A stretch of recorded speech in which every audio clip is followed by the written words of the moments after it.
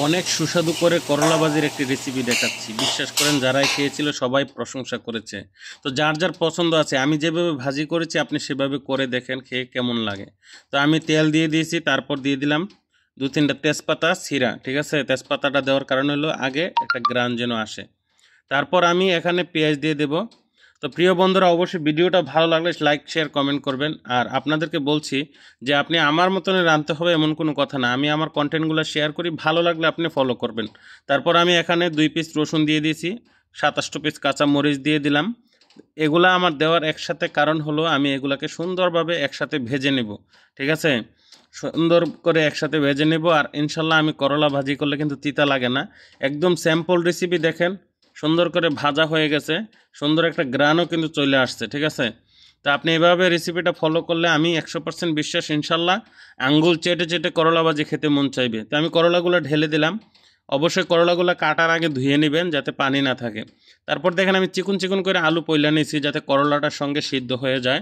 তো অবশ্যই ইনশাল্লাহ পারফেক্টভাবে সিদ্ধ হয়েছে। আপনারা দেখবেন, আমার রান্নাটা দেখলে বুঝতে পারবেন আমি বেশি দেরি করি নাই।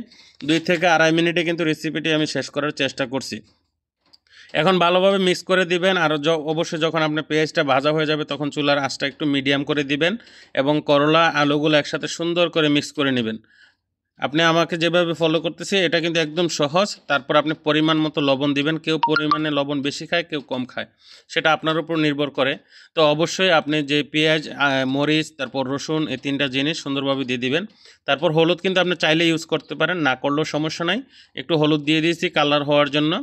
ঠিক আছে, তো কালারটা হবে অনেক সুন্দর একটা কালার দেখেন।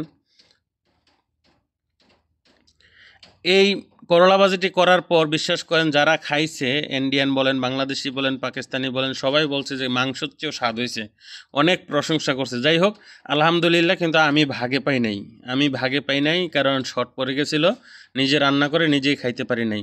তো এখন চুলার আঁচটা একবারে স্লো করে দেব, একবারে স্লো, মানে শেষ পর্যায়ে মনে করেন স্লো করে দিয়ে আমি ঢাকনা দিয়ে রাখবো 15 থেকে 20 মিনিট। করলা ভাজি কিন্তু হয়ে দেখেন গেছে। 15 থেকে 20 মিনিট পর আমার করলা ভাজি হয়ে গেছে।